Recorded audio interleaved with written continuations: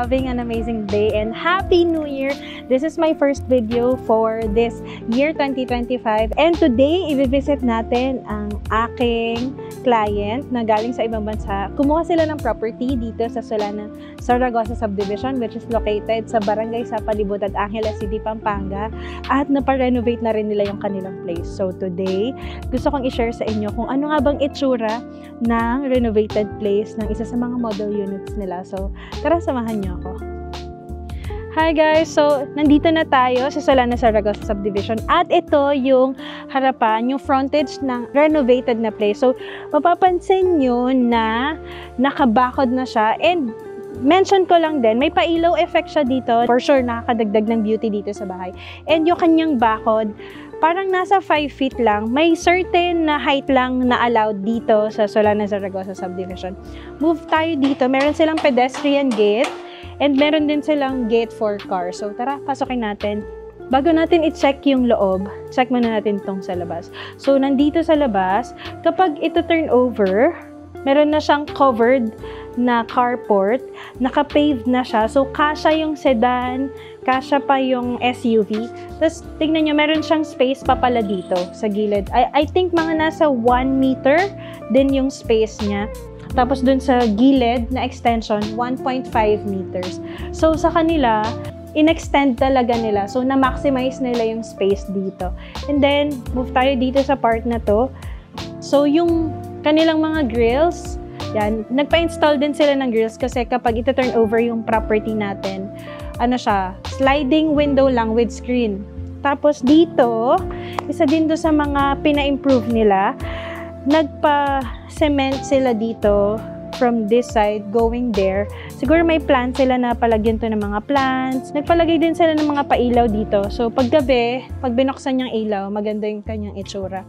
And yun, naka-pave dito, pati din dito sa side na to. So dito yung kanilang parang dito nila nilagay yung mga panlinis nila. And that door, papakita natin kung ano yung door na yon. I think yun yung kanilang pantry. So, tara check natin yung loob. So, tara pasok tayo sa loob. So, sa pagpasok natin, guys, ito yung Catherine model unit. Isa to sa mga smaller models ng Solana Zaragoza. Thankful tayo na binigyan tayong opportunity na makapag-tour sa kanyang newly renovated na house.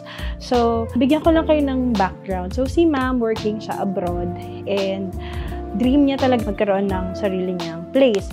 So, good thing kasi kumuha siya dito sa Solana Zaragoza. And na-interview ko na siya previous days. Nagandahan siya dito sa location, accessible, malapit sa malls, malapit sa NLEX Angeles exit, malapit sa mga hospitals and universities, accessible. Very good talaga yung location. And isa to sa mga dapat kinoconsider kung flood-free ba yung subdivision, which is na-prove naman ni Solana Zaragoza Subdivision na every time na may bagyo, hindi talaga binabaha ang subdivision. And hopefully sa mga susunod na years din ay ganun pa rin yung situation. So, okay. So, moving on, dito sa kanilang renovated place, I'll try to mention kung ano yung mga na palitan or mga na-improve ng ating client dito sa kanilang house. Una ko na-notice itong kanilang door, yung kanilang screen door. So, palagay sila ng screen door na white paint finish. Hindi ko masyadong sure yung theme ng kanilang house, pero mamaya try kong tanungin sa client. Tapos, same yung kanilang door. Tapos, nagpalagay sila dito ng TV console. Tapos, may accent siya ng white and brown paint finish. Tapos, ayan, nandito yung kanilang TV. Yung ceiling nila, mapapansin nyo na metal deck lang yung sa totoong Catherine model kapag ito turn over. Pero dito, na-turn out nila ng napakaganda. Nagpalagay sila ng very beautiful na lightings dito. Tapos may pin light sila na 4. Tapos yung kanila palang mga windows, nagpalagay din sila ng grills for added or additional security, no? Tapos nagpalagay din sila ng curtain, I think from ceiling tapos hanggang dito sa part na. Okay lang din yung idea na ganito kasi para pag magwawalis, hindi mahirap walisin yung floor. Same yung kanilang flooring na ginamit. So, kasha, tingnan nyo naman, L-shape yung kanilang sofa na ginamit at napakaganda, no? Madaming tao yung nakikater nitong kanilang sofa set. So, meron pa silang Christmas tree dito, very cutesy.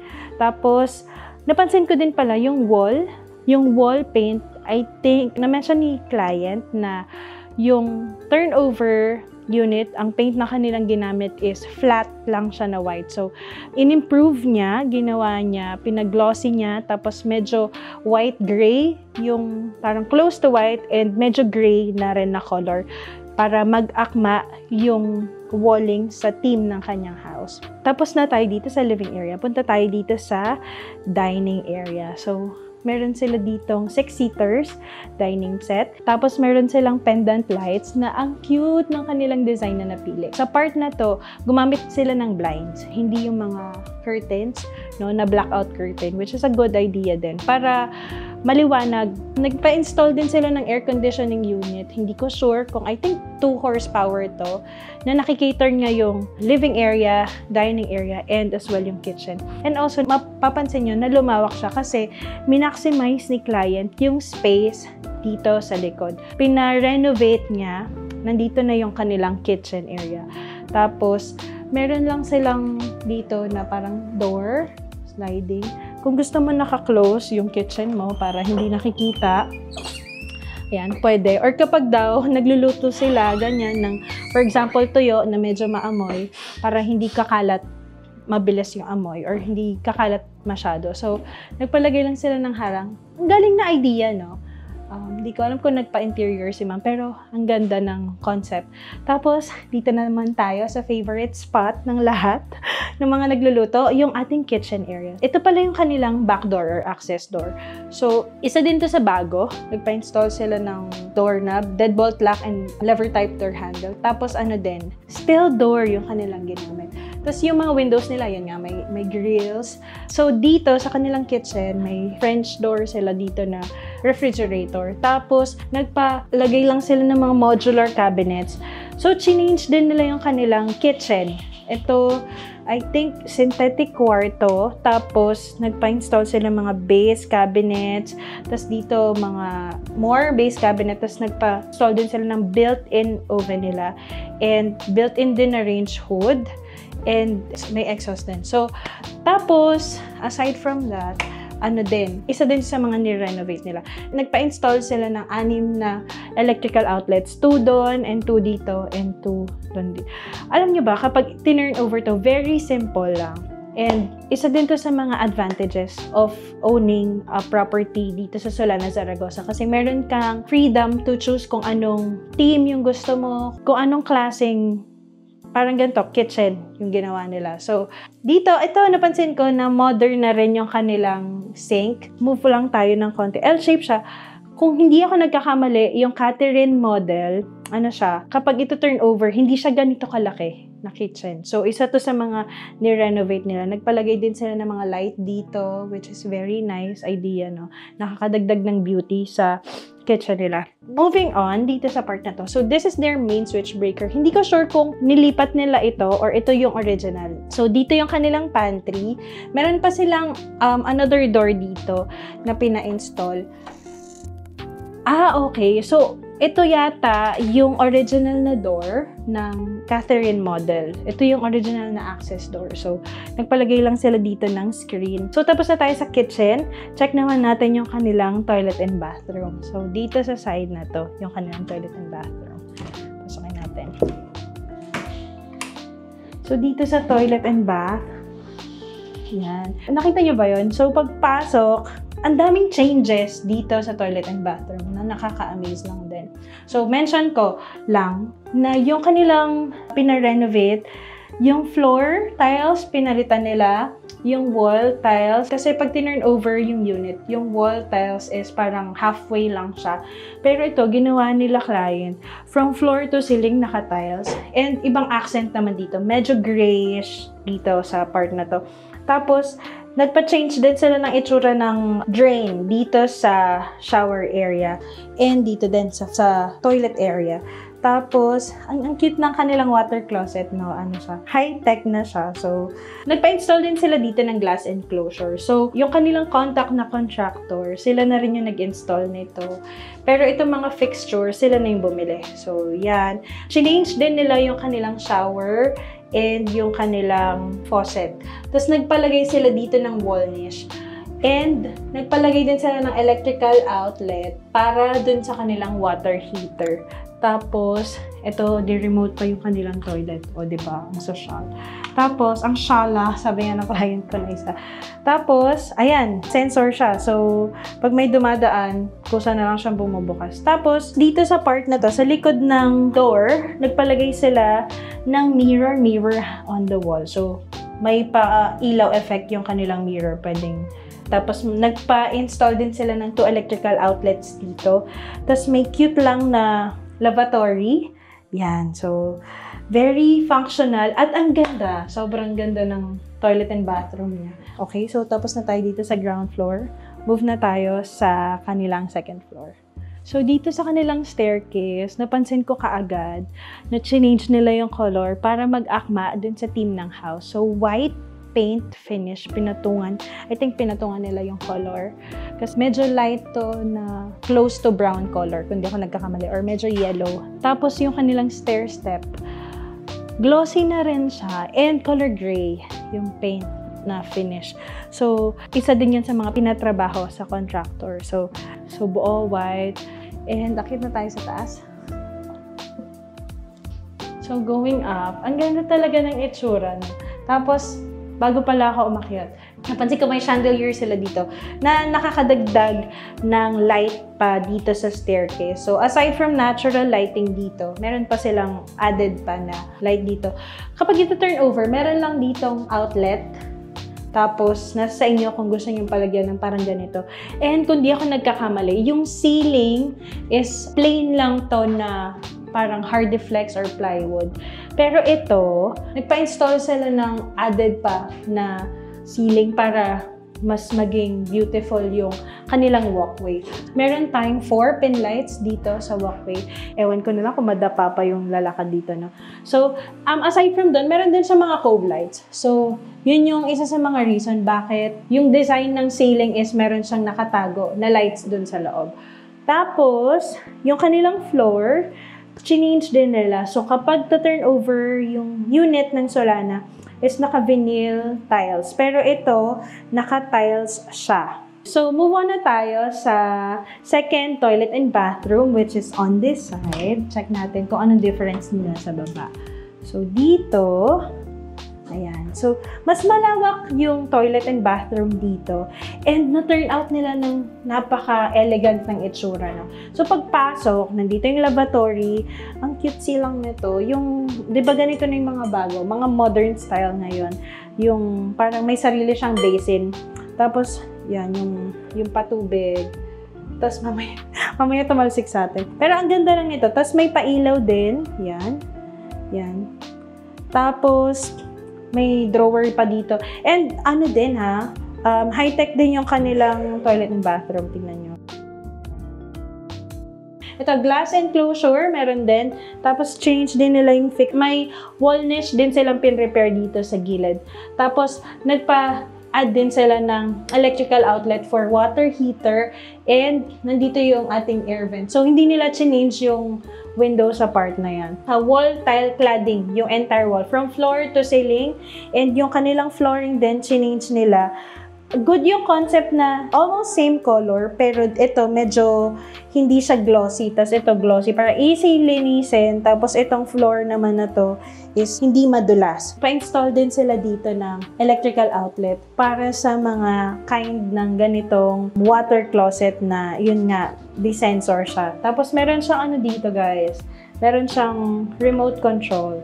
So, yan. Okay. So, tapos na tayo dito sa kanilang second toilet and bathroom. Napakaganda. Patayin ko na yung ilaw.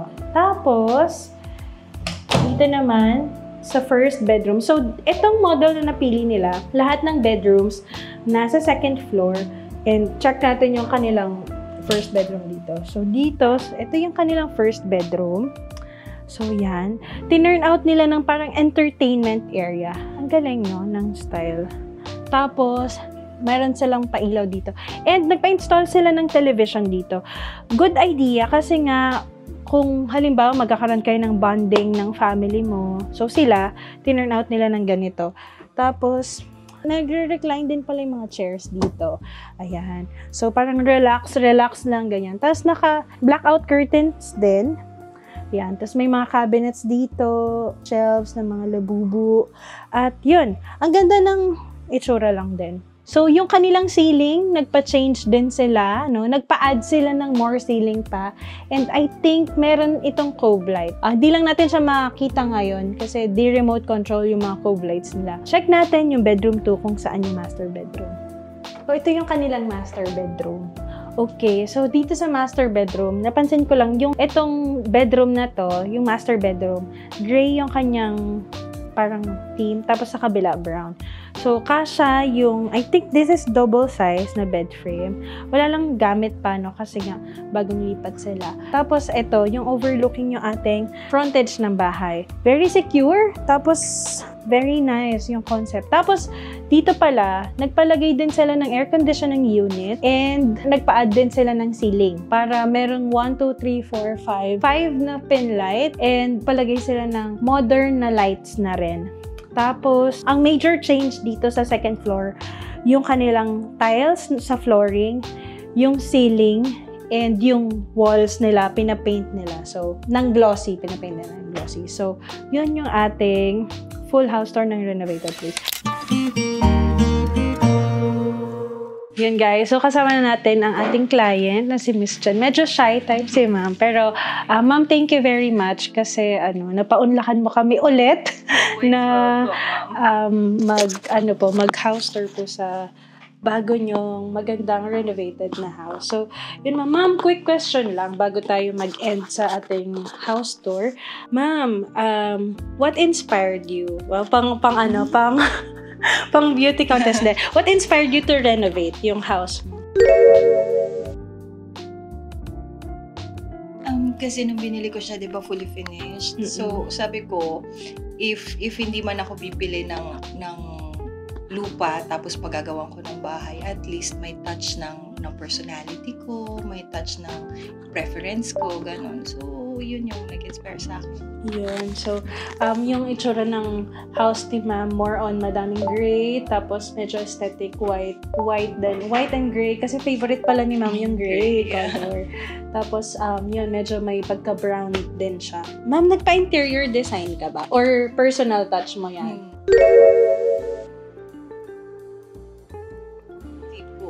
Personal touch ko. Oh, wow, di ba? Wala pang wala pang interior designer, pero ang ganda po ng house niya. Na-appreciate ko and worth it po yung gastos. Gastos.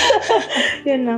Ma'am, speaking of gastos, would you mind, ma'am, kung spill mo sa amin, kahit range lang, para magkaroon ng idea yung mga viewers natin, kung magkano, just in case na mata-turn over yung kanilang house, magkano po yung most likely construction cost ng renovation?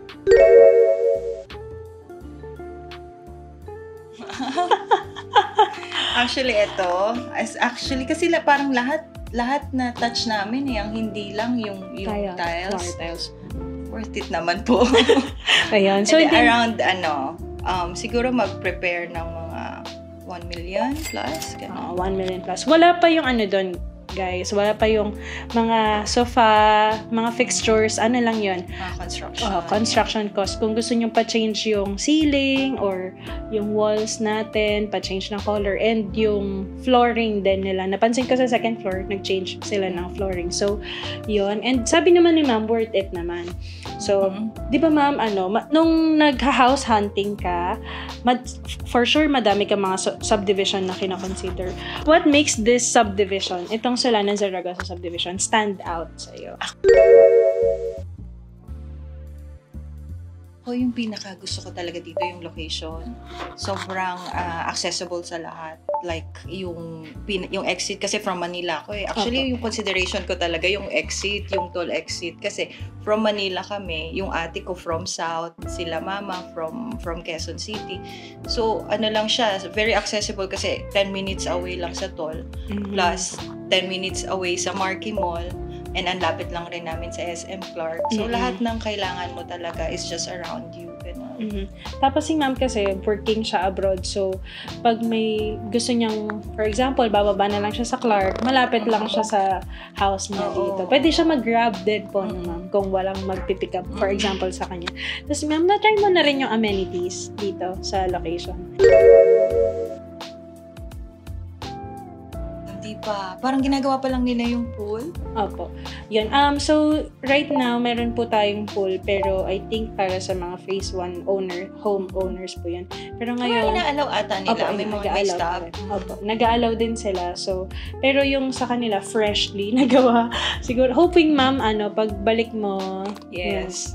this year, then, tapos na yung amenities natin. Ayun na lang. Tapos, yun, nagustuhan ni ma'am yung location dahil nga, accessible. Nung na-turn over sa'yo to, I think mga June or July.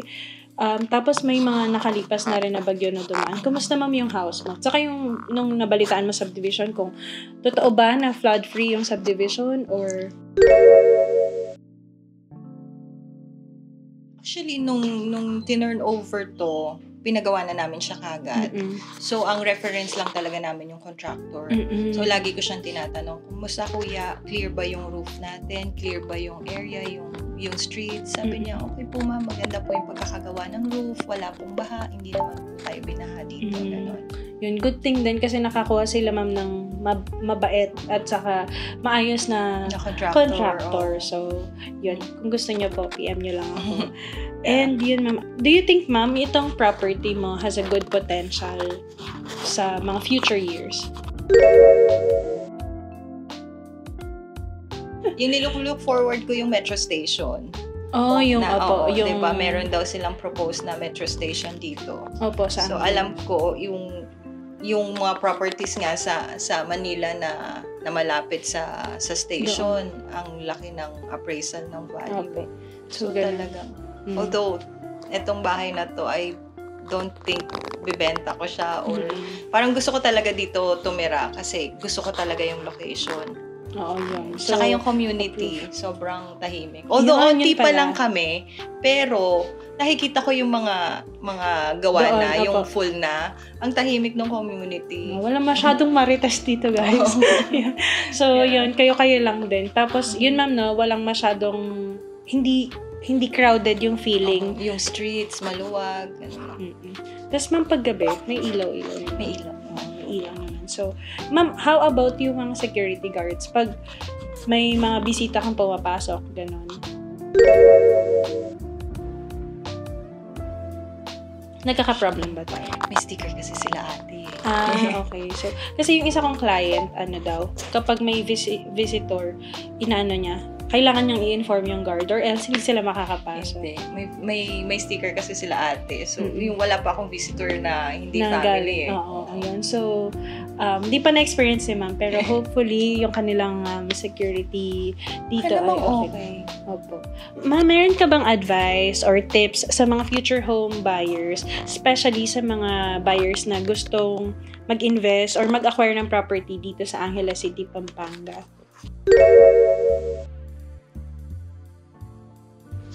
Ako, first, do their research.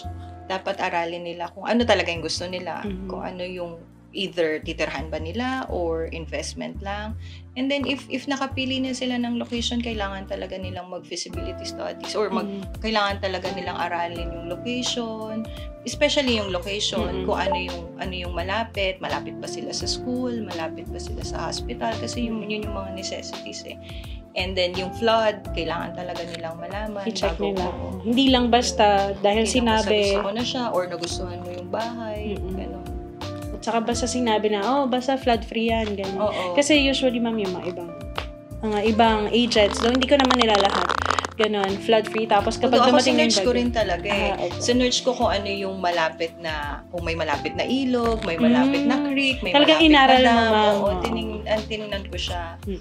So, yun. Nagwagi naman ng Solano Zaragoza Subdivision. So, yun. Ma'am, congratulations sa bahay mo at sa maganda mong renovated na place. Thank you po ulit, ma'am, Jen, sa pagpapa-unlock po sa amin. And, yun, ma'am, ingat po sa flight. Thank you po. Yun po. And yun, so doon nagtatapos yung ating full house tour ng renovated place ng Solana Zaragoza Subdivision and together with our client. So, yon.